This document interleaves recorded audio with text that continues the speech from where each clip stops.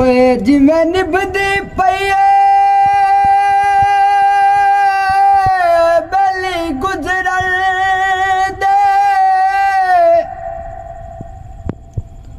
कोई बड़ा सोच विचार न कर वाह ना पूछे हालत कीती हम दर्दी दा इजहार न कर इन लोग सियाने समझ वसन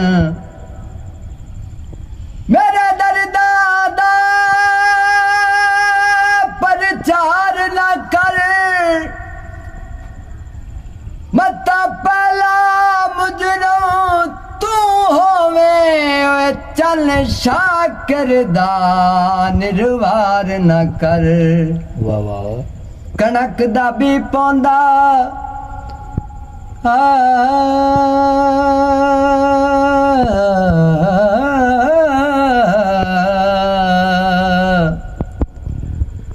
कणक दा भी पौंदा